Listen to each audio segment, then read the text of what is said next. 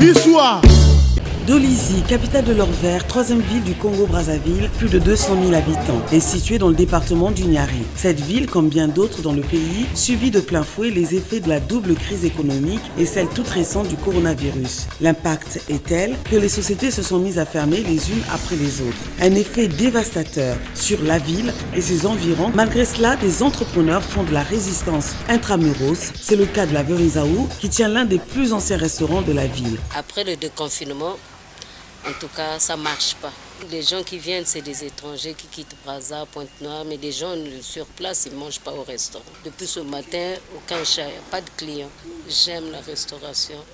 Comme j'ai pu faire que la restauration, donc je mets mon cœur. Il y a beaucoup de difficultés. Et quand ça ne marche pas, il y a beaucoup de taxes. Les impôts, les droits d'auteur, le commerce, les travailleurs à payer, l'électricité, l'eau.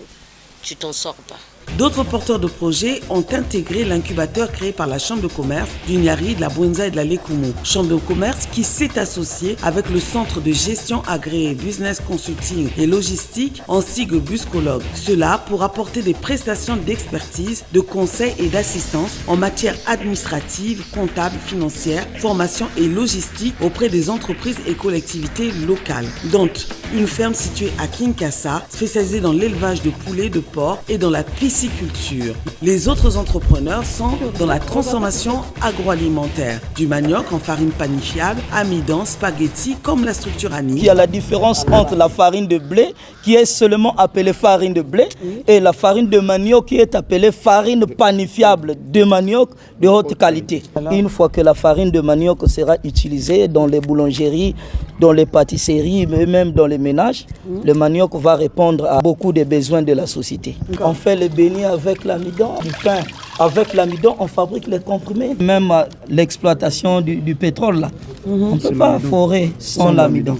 On fabrique la peinture, le carburant, cube magique, lait en poudre. L'amidon est là. Lorsqu'elle est tamisée, elle devient fine. Donc, la farine panifiable de manioc de haute qualité, c'est ça. Ah ouais, c'est de la farine. Ouais. Donc là, l'amidon est en poudre.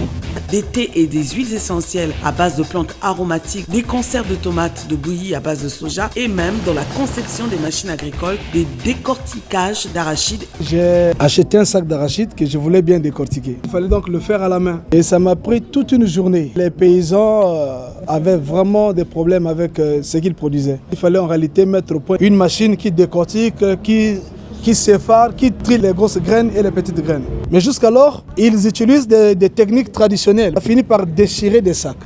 Actuellement, je présente le thé de la verveine, du gingembre, de la citronnelle, du bissap et du boulkoutou. Le gingembre traite la nausée, des vomissements. C'est une plante qui a beaucoup de vertus. Au lieu de prendre tout le temps des produits et en devenir accro. Tous les jus pratiquement que nous consommons sur place sont importés. Nous sommes au Niari, la matière première est disponible. On a assez de fruits, pourquoi ne pas se lancer dans la transformation? Et nous nous sommes fait former en ligne, formation sanctionnée par des certificats. La gamme est très variée. Notre capacité de production actuellement est encore très limitée. Nous produisons de manière un peu artisanale et à échelle pratiquement domestique, bien que nous ayons le savoir et la compétence, mais nous sommes limités à cause des équipements. Si vous remarquez, ce sont des bouteilles des entreprises qui produisent sur place que nous récupérons. Notre rêve, ce serait inverser la tendance de l'importation, produire abondamment, inonder le marché congolais de nos produits. Par exemple, de la viande à base de soja en remplacement à la viande animale pour les végétariens. La tomate que nous consommons, ça vient toujours de l'extérieur. Pourtant, nous avons tout ce qu'il nous faut ici. Et j'ai fait des expériences. Il fallait surtout maîtriser le processus de conservation, puisque ça, c'est des produits 100% bio. Toujours pour juguler cette crise, plusieurs projets sont en cours, dont la création d'un fonds de garantie, des prêts bancaires et la mise en place d'un organisme de microcrédit intitulé Financement des initiatives de développement économique au Congo, FIDEC en sigle. C'est comme un parent qui va à la mairie pour délivrer l'acte de naissance de son fils. Et donc, quand vous voulez créer une entreprise, vous passez d'abord par la chambre de commerce. Ce sont des structures d'appui à la création d'entreprises. On vous parle des inconvénients sur votre forme juridique, par exemple. FIDEC est partenaire du cabinet. Vous êtes un porteur de projet, venez à FIDEC. FIDEC vous oriente vers la chambre de commerce pour votre immatriculation, il vous oriente au cabinet pour l'étude de votre dossier.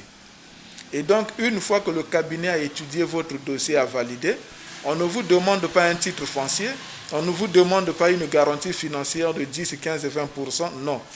FIDEC finance votre projet, sans pour autant vous remettre à main propre de l'argent. Et quand on a étudié le projet, on sait qui sera fournisseur de ceci, de cela, okay? Et on libère directement les fournisseurs. Vous avez un contrat d'assistance en gestion avec le cabinet. S'appuyant sur tous ces projets, le président de la Chambre consulaire a ainsi obtenu des partenariats avec des investisseurs turcs via l'ambassade du Congo en Turquie et avec l'ambassade d'Inde au Congo. Ceci pour préparer de futures rencontres en B2B ou en B2C avec les entrepreneurs congolais. La diversification de l'économie nationale ainsi que les initiatives qui permettront de sortir le Congo de cette situation de crise qu'il traverse ne peuvent être qu'encouragées. Pour cela, le rôle des chambres consulaires dans les départements est très important car ces dernières permettent de trouver des solutions adaptées aux structures locales.